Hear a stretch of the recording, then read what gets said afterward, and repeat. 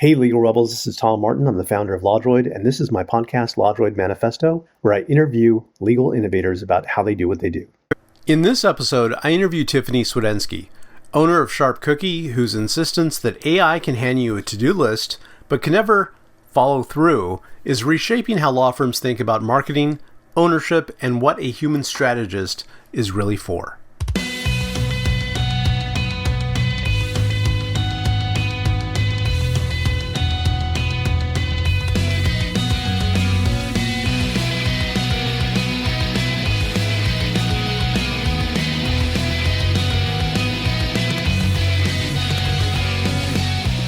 Welcome to the LawDroid Manifesto podcast. I'm Tom Martin, your host, and I'm thrilled today to have on Tifiny Swedensky, the owner of Sharp Cookie. I love the name of that company.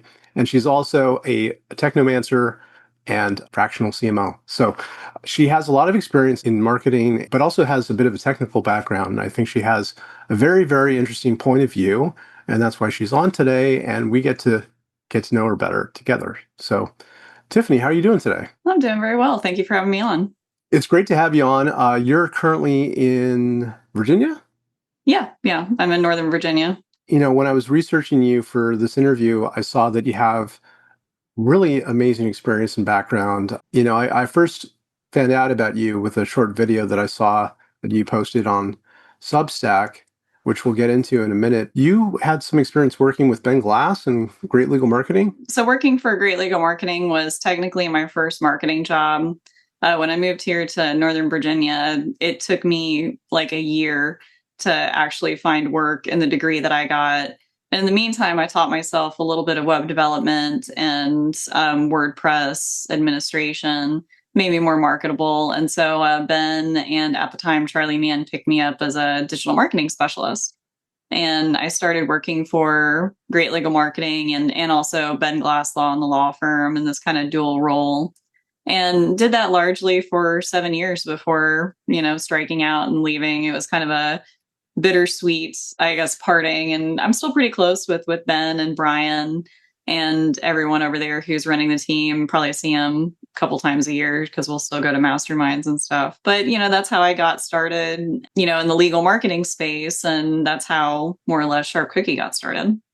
You can see from the salt and pepper here, I have a few years under my belt and having practiced law for over 25 years, I know of Ben Glass from back in the day, and he is a bit of a larger than life personality in legal marketing. And I could just imagine that would have been a wonderful wealth of experience and knowledge to learn and absorb. But yeah, I do want to share with everyone, I got turned on to Tifiny because I was on Substack, because we have the Substack, LawDroid Manifesto. One of her videos came up, and it was so different. And I love that also from like a marketing point of view, because it's not typically what you would expect from marketing. So it was a nice little surprise. And the surprise was that Tifiny had this short video where she was talking about these two different psychological phenomena. I love that because I like thinking about those things and how they make you think different. And one of them was something called the doorman fallacy. And the other one was called the Gelman amnesia effect. And wow, those are quite a mouthful. If you don't mind just sharing with us, like what are those two things? Well, I was actually also introduced to him relatively recently. I was reading an article that was talking about AI, and it first introduced the doorman fallacy, which is pretty easy to, I think, grasp intuitively, because it's just the idea that executives or some outsider will reduce a role to its primary function, in the case of somebody working at a hotel, the doorman. But they look at somebody in that role and they say, well, we can install, a machine that'll open doors, so we don't need that person. And then things start falling through the cracks, things that are hard to appreciate because you don't know they're being done, but the doorman was doing them, like acting as security, greeting people who walk into the door, acting as somebody who distributes packages. And so when you eliminate the doorman and replace them with an automatic door opener, it's still a net negative. And that's the idea of the doorman fallacy. And the Gell-Mann amnesia effect, I'm not sure is a proper logical fallacy. I think the Dorman fallacy is, but it's this idea that it's hard to explain because again, I'm not sure it's a proper like logical fallacy, but whenever you're an expert in a topic and you read a publication that's writing about that topic, you're really quick to point out the flaws and the issues in that publication. But later you might read an article from that same publication and accept everything in the article as truth. And it's just this idea of when we're experts in a topic, it's easier to spot, inconsistencies or inaccuracies in otherwise intelligent text. But we become so accepting when we just don't have expertise there. And these two fallacies are being used or were being used to kind of encapsulate what's going on in business with AI right now, because you have a group of people using the tools for something like SaaS development and not being SaaS developers and bucking up against issues. And then you have big businesses eliminating huge swaths of people.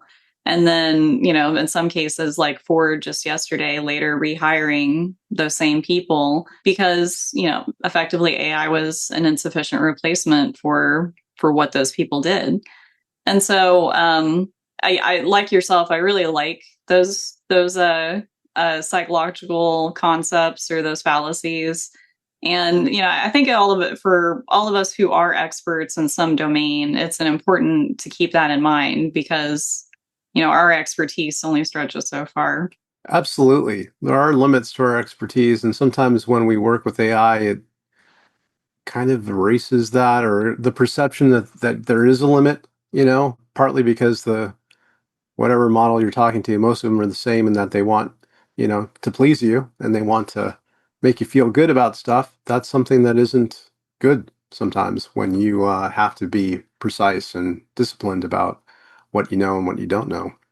Yeah. So I love that video that you put out there because it really, like, both of them in combination really spoke to this moment and how things are.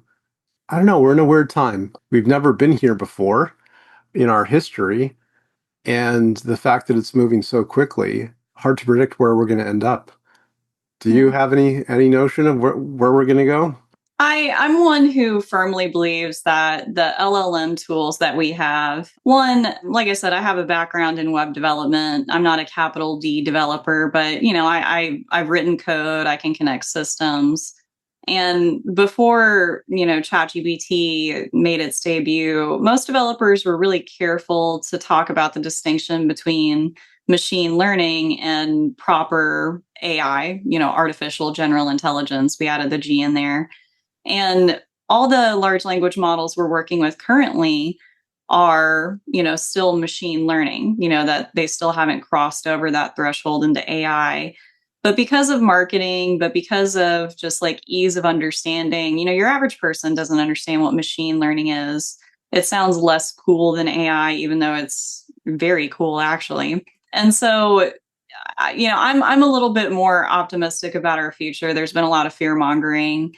AI is going to be an indispensable tool, and I use it every day. I couldn't run Sharp Cookie the way I do pre, ChatGPT. But even so, like, it's probably not as revolutionary as people think. And I'm firmly in the camp of, we're in this sort of speculative investment bubble when it comes to AI, and the conversation is already changing, around AI as we speak, if you just listen to the way normal people talk about it. Yeah, there's definitely a difference between like being in the in-crowd bubble and the out-crowd bubble. Like there's different conversations happening for sure. One thing I noticed is just some of the commencement speeches, right, where kind of like the in-crowd techie people are talking about the AI revolution and the students want nothing of that because it's directly affecting their lives. So let's take that as kind of a teaser about where we're going to get back to in a little while. But as the audience knows, I like to get to know my guests better. So Tifiny, you're currently in Virginia. Did you grow up in Virginia? No, actually, I didn't. So I originally grew up in the Ozarks, and that's where I went to college as well. And my husband and I married when we were kind of young, actually, as was tradition in rural southern Missouri.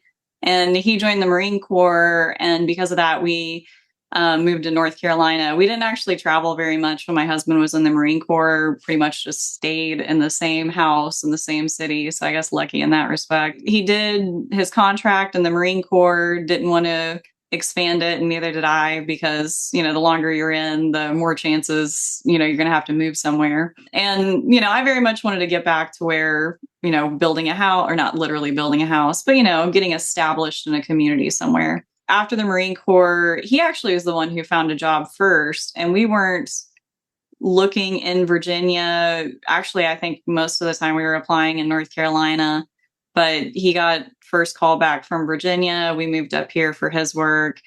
And about that time, I was finishing school and basically just started establishing ourselves out here. And it's been a little over 10 years now. Yeah, I guess like almost 12.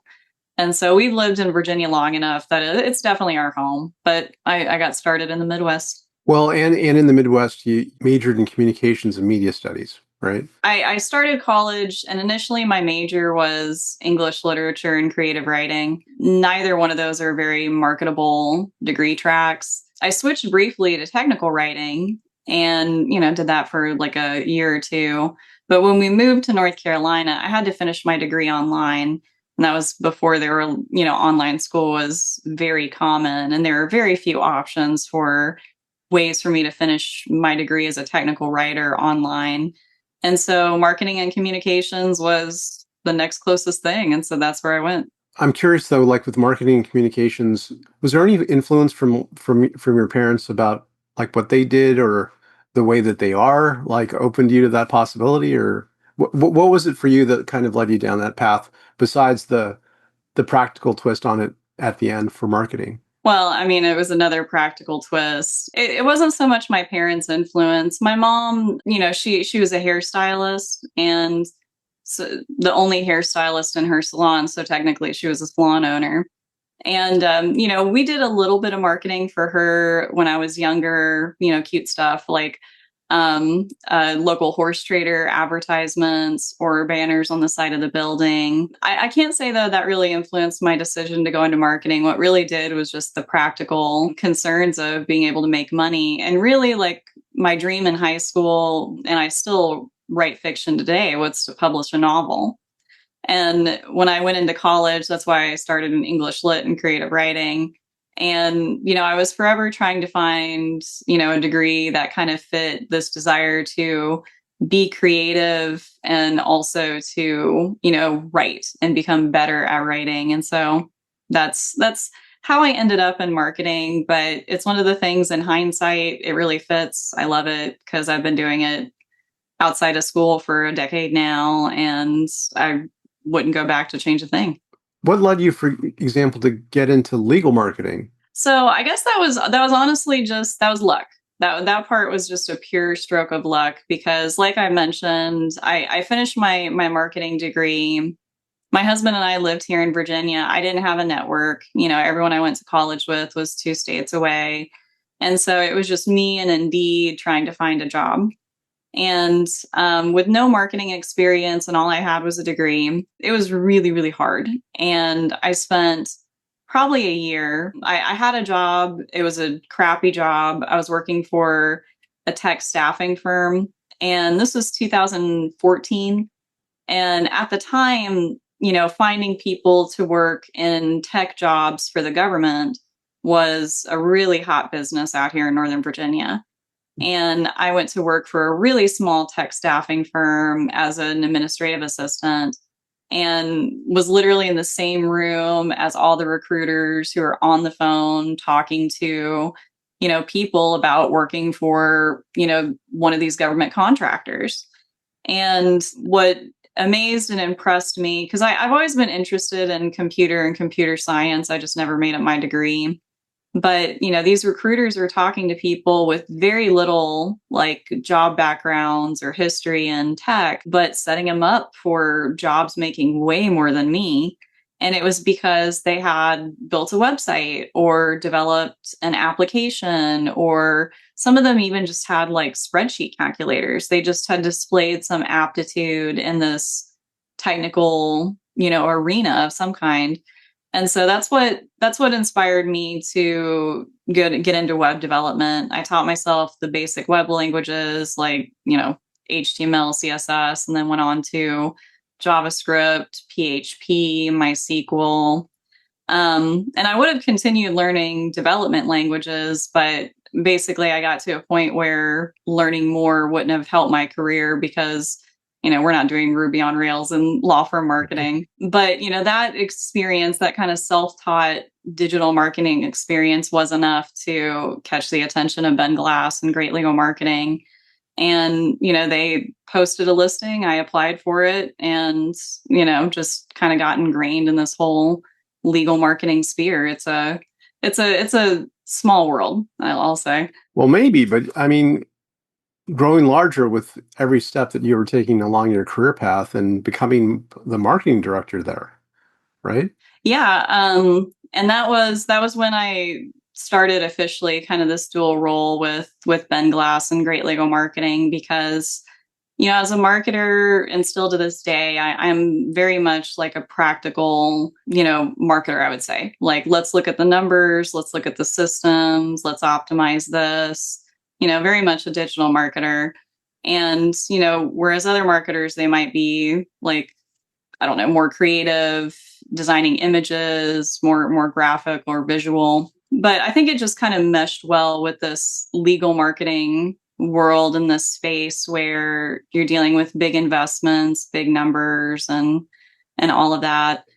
I can totally see, and from my own experience, understand why you're a good fit, because my sense so far is you have a very practical approach to things. And when it comes to marketing, the practical approach is just the facts, ma'am. Like, what are the numbers we're trying to reach? What are the numbers we have right now? What are the different methods that we have been using to achieve those numbers? And then how can we modify what we're doing to get there? And I think that kind of practical approach works for lawyers because that's how lawyers think. They're just looking at, well, big caveat there. Not all lawyers. Like there's some that have like a business mindset that do look at it that way. I think some of them might be too busy to really focus on that.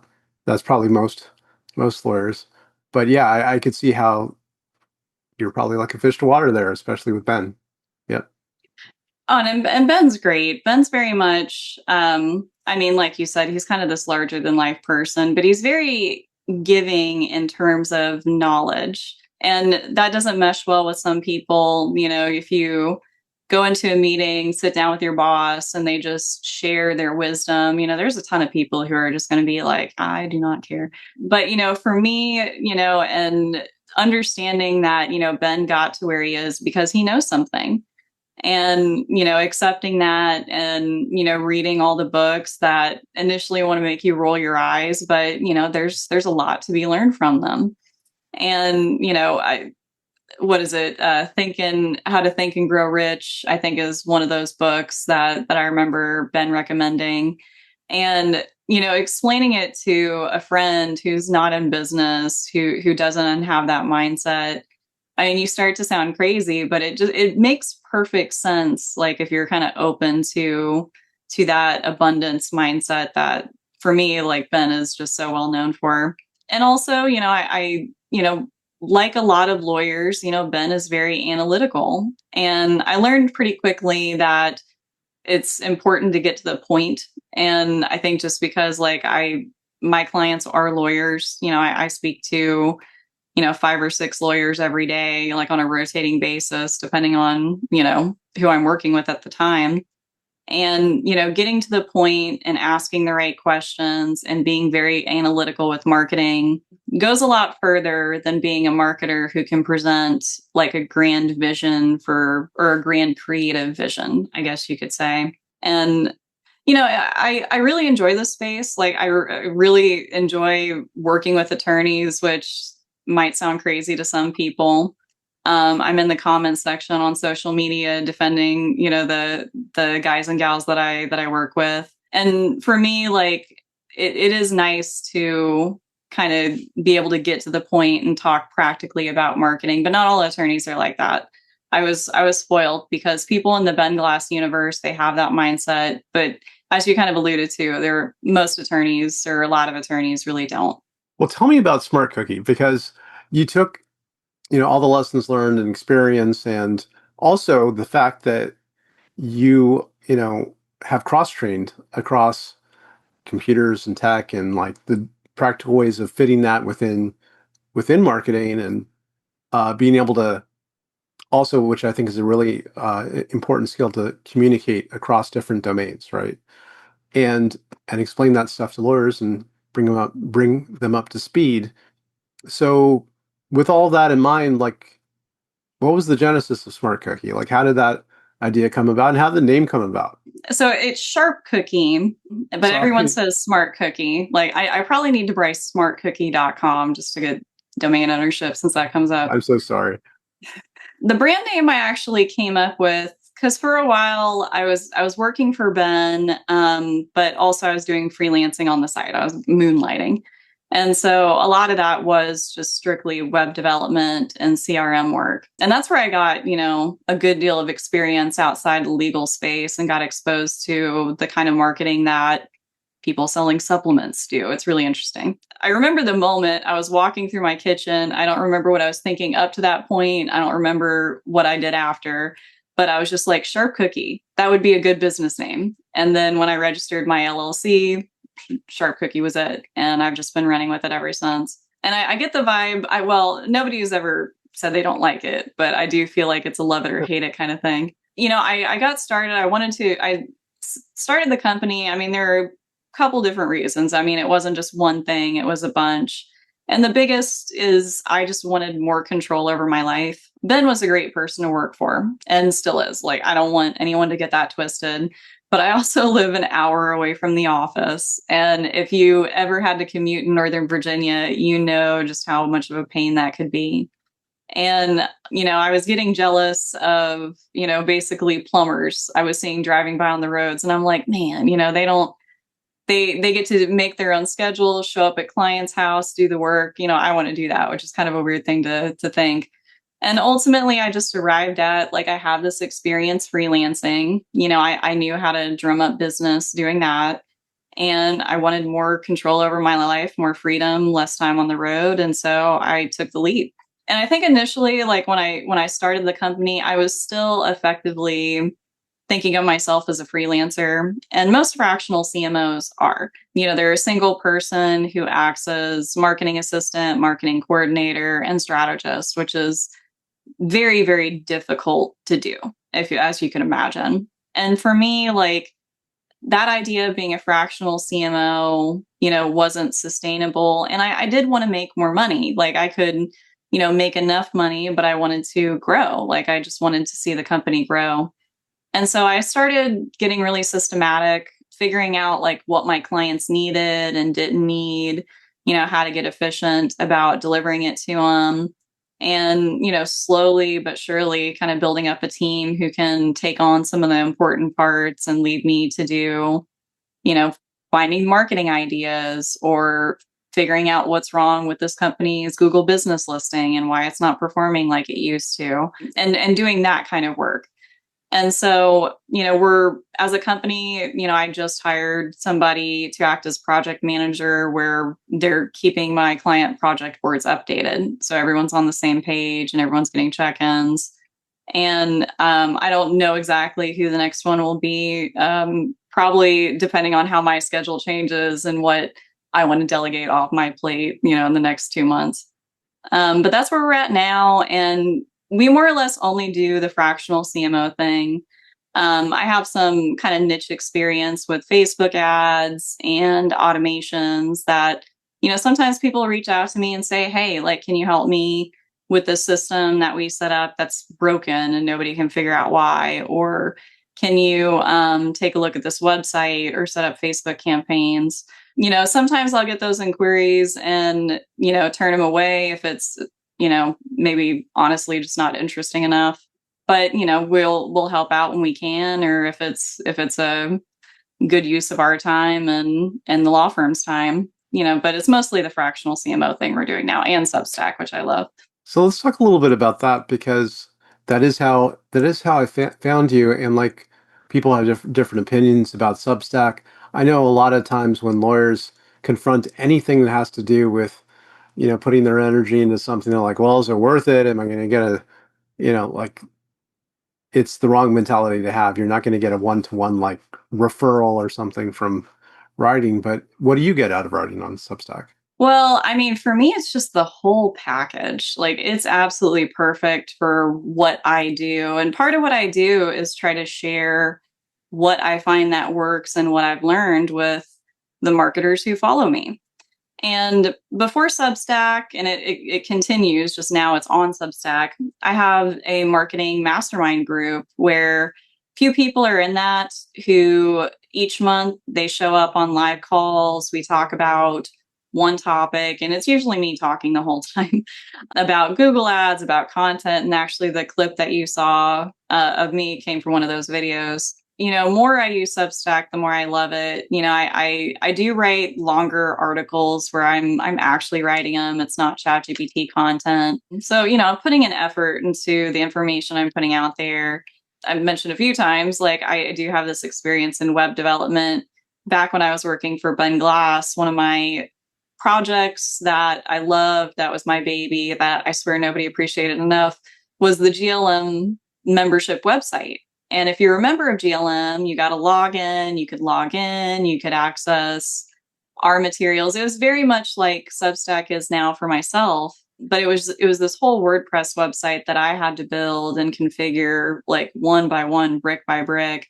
And, Substack acts like that, but it's totally free. I mean, that they take a cut, if you make money off subscribers. But if you don't, want to make money on Substack, you just want to use it as a newsletter, a podcast platform, you can build a marketing list there and develop this tribe of people who can, as I try to convince the lawyers, like, you can start to build their marketing list of people who can refer you cases, who know your name, who consider you their lawyer. Or you can talk to other lawyers and get referrals from them and build an audience of other attorneys like Ben Glass did. Maybe a smaller scale, depending on how much effort you want to put into it. So, for me, it's the perfect tool for what I do. And for attorneys, like, it's this underutilized, in my view, a CRM. I don't want too many attorneys getting the idea it fully replaces like an actual dedicated CRM, but it's really close, and it's so easy to use. I could just sing Substack's praises all day. I personally love it as a way of sharing information with everyone who tries to keep up with me. Totally, I'm on the same page with you. And I think, I don't know, for some reason, there's usually like a transactional mindset that lawyers bring to things like this. And I think, it's definitely the wrong mindset. The mindset really is just about being social and like engaging with people and allowing them to get to know you better, like this. And that way it just kind of opens the relationship, or starts one, where they can engage with you and learn more. And then maybe at some point it leads to something else, but that's not really the point. It's nice if it does, but it opens the doors. I know quite a number of lawyers that have approached Substack that way, or, also have approached YouTube that way, where they just share their thoughts and knowledge, and it works, people. So try it out. So with Shark Cookie, Tiffany, if you could just share with everyone a little bit about how a CMO is different, like how being like a fractional CMO is different than just being a marketing contractor. Let me make this like super practical, just based on how I know attorneys have interacted with marketers in the past. I guess, like, at a high level, like, what I do is strategy and project management and leadership. what I tell attorneys when I'm talking to them about my program is that as a fractional CMO, I take ownership of the marketing department. And that means coordinating with your team to make sure they're doing what they should be doing, communicating with leadership, guiding the strategy, suggesting the strategy, providing data on how these strategies have worked before in the past. And my team also they act as they help me kind of execute on a lot of these things. They'll put together reports and then send it to me and then the clients to review each week. And then they'll follow up with vendors and say, hey, Tiffany wants to know, did you publish this page? And so we're acting as kind of a glue, I guess. That's the first time I really described it as that. That's bringing together all these normally disconnected pieces of a law firm marketing department.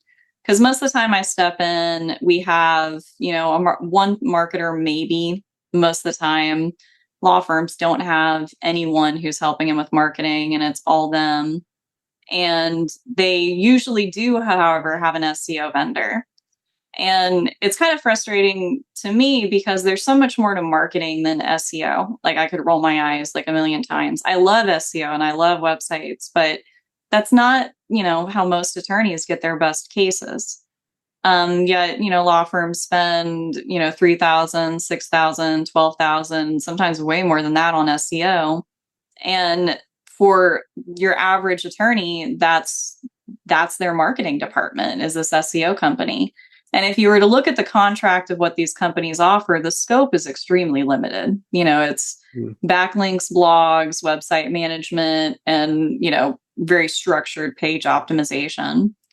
And most of those services, no hate to SEO companies, I work with several really good ones. Most of the things on that list are going to be done by a third party, overseas in India. And they're probably very experienced. They probably know their job very well, but they don't know your law firm. And, who can say if they've, had a real strategy session with the account managers on the websites they're working on. I assume the good companies they do. And so, for the average attorney, for that SEO company is the entirety of marketing. And some of what I do is just to educate them on SEO is super important, but hey, here's this huge checklist of things that we need to be doing. Oh, and by the way, you need somebody to help you do this. You need an assistant, somebody who can fill out this form, put this meeting on your calendar, because, all of this stuff does require effort. And so I'm trying to be very careful to explain, what a fractional CMO does. We're not a marketing assistant. Some fractional CMO companies work like that, but in my view, I don't feel like they're truly acting as a strategist. They're more acting as